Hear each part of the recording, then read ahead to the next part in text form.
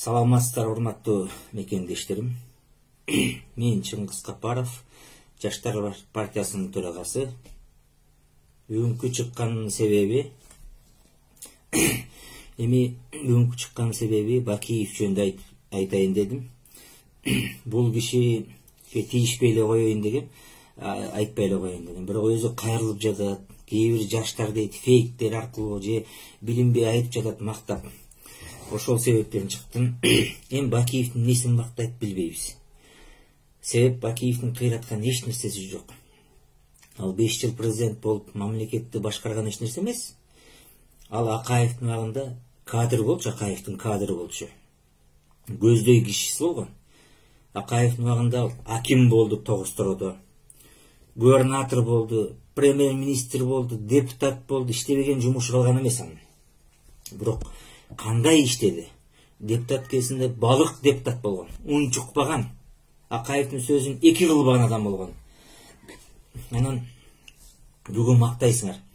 Премьер кезде Үзөң Куугуш премьер-министр кезде.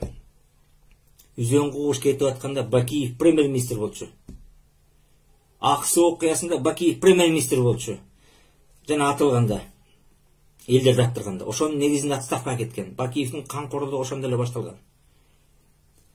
То есть Бакиев каркырага президенткеси башка, президенткеси каркыраны бергени. Үзөң Куугуш кетип атканда бул бийликте турган адам болчу. Эмне үчүн ошондо Акаевди кой дебейт? Мага кереги жок. Мен минтип иштей албайм. Жер сатылып атса Кытайга, мен иштешим керек деп баш тарткан жок. Колдоп кубаттап турду Бакиев Акаевди. Анан мактайсыңар Бакиевди. Мынакей 2002 жылы биринчи бул өлтүрткөндө, то есть Акаев чет мамлекетте болчу 2002 жылы, ошол кезде Аксы окуясы башталганда. Туура башкы командачы Акаев, бирок Бакиев эмне үчүн ал буйруктап турат? Мына Бакиевдин эң чоң күнөөсү Аксы окуясында жана Үзөң Куугушта Бакиев башчы, өкмөт башчы болуп турган. Бул бир Тогуз-Тородо аким болуп турган кезде казарманда бандиттер күчөгөн, Макмал комбинатында аким болчу. Ошондо бунун бир гана жетишкени Тогуз-Тородон сулуулар конкурсунан бир жаш кызды алып алган. Кийин ошол жаш кыздан төрөлгөн баласына, Акжол деген баласына, Акжолтой деген баласына президент болгондо бүт мамлекетти башкарды ошол партиянын аты менен. То есть Акжол деген партия түзүп баласынын аты менен. Биринчи айлан төрөлгөн Марат менен Максим Аскелгенсип, экинчи айлан төрөлгөн баласынын атында мамлекетти ошо баланын атында коюп партияны бүт башкарды. Бакиевдин деңгээли өткөндө Жамил Акималиев аксакалыбыз айтты, легендар парламенттин областтын деңгээлинде болчу деп, абдан туура айтты. Бакиевдин кылган күнөөсү тоодой. Бакиев бийликке келгенде эмне иш кылды? Партиялык системаны Бакиев баштаган. Курамбек Салиевич 2007 бир мандаттын таркатып туруп, Акжол СДПК коммунисттер келген. Үчөө тең өткөн эмес, үчөө тең бийлик күч колдонуп туруп өткөрүп койгон. Туура чындыкты айтыш керек, ал кезде Атамекен өткөн. Маселен 2010 Атамекен өткөн эмес, бүтүн Кыргызстан өткөн. Атамекен киргизип бүтүн Кыргызстанды алып койгон. 2007 аягы Атамекен өтүп 3 партияны киргизип койгон. СДПКны Атамбаев премьер-министрден түшкөн кезде сүйлөшүп. Анан коммунисттерди Акжолду алар эч ким шайлаган эмес. Жалаң Келесөнүн баарын депутат кылып алып келип алып, Караккаланы казактарга берген. Алмашылып кетти дейсиңер. Алмашылган чын. Бирок кандай жерге алмашылды? Барып көрсөңүздөр. Ким ишенет? Казактар бизден утулуп калган дегенге. То есть Бакиев Үзөң Куугушта да чоң күнөөсү бар, Каркарада да чоң күнөөсү бар. Бакиевдин убагында ошол Акаевдин убагында 2002 жылы Аксы окуясында аттырган Аскелгенсип, Бакиевдин убагында кадр маселеси өлдү. Жалаң жердешчилик, бандиттердин бүт баарын алып келди, билимсиздердин баарын Бакиев. Кайсы кадр жакшы болду? Мурунку ичип жегендер эле келди. Маселен Акаевдин убагында Конституционный соттун палатанын төрайымы болуп жүргөн Чолпон Баекованы Бакиев вице кылып алды. Кийин кайра вице-премьер, кийин шайлоо болуп Акжол келгенде парламенттик жогорку кеңештикке. анда шайланбаган адамды алып келе вице спикер кылып койгон жанына, ак жолго. Чолпон Баякованы. Ошонун пенсиясын Бакиевке өйт берген. Чолпон Баякованы. Каркырага добуш бергенде ада берген. Жанагы Данияр Дүсөловдун аягы отурат, алда аркага берген Динара Исаева. Азыр Данияр Дүсөловдун байлыгы ошондо. Бакиев президент болгондо 7 башты аждарга айланган. Маселен, 2010 окуяны айтпай эле койгула. Баяман кеткен Бакиевдин агында. Жогорку Кеңештин депутаты. Рысбек Акматбаевди өлтүргөн Бакиев. Ошол убакта бийлигинде кетти. Бүт жоопкерчилик Бакиевдин мойнунда да. Жыргалбек Суравалдиев кеткен. Кудайберген Үсөнов. Каскадер, то есть атын Кудайберген. Руслан Шаботоев кетти. Ада жок. Санжар Кыдыралиев деген депутат кеткен. Руслан Шаботоев депутат болчу. Андан сырткары эң кыргызстын элге кадыр баркы бар Жогорку Кеңештин депутаты Доронбек Садырбаев деген атабыз кетти. Анда Бакиевдин бийлиги жок болду дары менен деп азыркыга чейин айтып жүрөт. Бакиевдин убагында жок болгон бул иши, каза болгон. Садыркулов Бакиевдин убагында өлдү. Эмне үчүн буларды көрбөйбүз биз? Доронбек Садырбаев ошол Жогорку Кеңеште айткан, өз зөөкүр кыздары мамлекетти талкалап тонолмой болду деп. Ошол Бакиевди айткан. Себеп түзмө-түз айтыш кыйын болгон. Бирок бийликте ким турат? Ошону айткан. Мына ошондой кыргыздын чыгаан аксакалдарын жок кылган. Элдерин жок кылган. Анан Бакиевди бүгүн мактайсыңар. Уят деген болуш керек да. Просто жыгылып калган кишиге тийишпейли дейбиз, айтпайли дейбиз. Айлаң жок айтат экенсиң. Бакиев Кыргызстанда эч нерсе кылган эмес. Ал Акаевдин убагында түзүлгөн проекттер эле Бакиевдин убагында бүтүп калган. Бакиевдин убагында түзүлгөндөр Атамбаевдин убагында бүтүп, Атамбаевдин убагында азыр бүтүп атат. Мен 3 президенттен колдобойм. Азыркы бийликти да колдобойм. Бул ачык сөзүм. Кадр маселеси Бакиевдин убагында өлгөн. Эгер Бакиев кыйын болсо, реформатор болсо, эмне үчүн Лукашенко же Беларусь эли ага министрликти бербейт? Эмне үчүн бир губернатор кылбайт? Ошол Беларусиянын жарандыгын алды. Мына дүйнө жүзү тааныган реформатор деп Михаил Саакашвилини айтса болот. Себеп Украинанын жарандыгын алып, мурунку эле президент Грузиянын реформа кылган. Мурунку бийлиги Порошенконун убагында Одесса областын губернатор кылды. Туурабы? Баарыбыз билебиз. Азыркы Зеленский президенттин убагында вице кылды. Мынакей Украина эли да сыйлайт. Бийлиги да сыйлап коюп атат аны. Реформа кылсын, өнүктүрсүн деп. А Бакиев эртең Лукашенко коюп көрсүнчү министрликке. Эл айдап чыгат.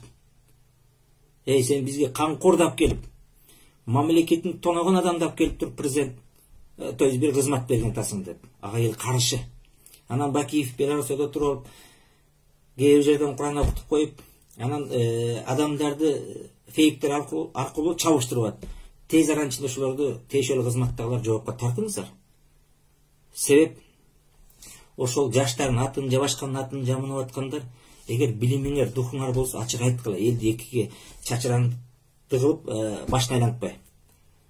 Бакиевдин санап отурсаң күнөөсү толуп турар. Бийликте турган кезде 7 башты аждарга айланган. 7 баштуу. Биринесин Марат Бакиев деген бир тууган энесин Германияга посол кылган. Кыргызстан элчиси кылган. Өзүнүн улуу баласынын аты да Марат, аны улуттук коопсуздук кызматына баарын башкартып койгон, орун басар кылмыш болуп. Кийин аны Жаныш башкарып турду. Бүт коопсуздуктун баарын бир тууган энеси. Биринеси Жалал Абадта айыл өкмөт болмуш болуп, анысы Жалал Абад областын башкарып турду. Бүт кадр маселесин. Максим болсо мыйзамда жок, сарисин түзүп чыгып, премьер-министр астына баш ийип калган. Жана кошоматчысы Данияр Үсөнов. Бул не деген нерсе? Аны Бакиевди колдойсуңар. Бакиев Акаевдин эле кадр болгон. Акаевдин убагында унчукпаган премьер болгон. Акаевдин убагында эки эле премьер күчтүү болгон. Раматылык Насирдин Исанов менен Жумабек Ибраев. Башкасын баарын жоопко тартыш керек. Бакиевди баш кылып. Эгер Бакиев келсе, жооп бериш керек. Акаев 14 жылда тоногонун, Бакиев андан 2 эсе тонап кеткен. Кыргызстан 5 жылдын ичинде. Маселен, Бакиевдин бийлигинин убагында баласы Максим Москвада, Россияда Кыргызстандын эң байы болдум деп, миллиардер болдум деп майрам той кылган ошо жакта. Аны чоңдордун баары билет. Анан бүгүн Бакиевди мактайсыңар.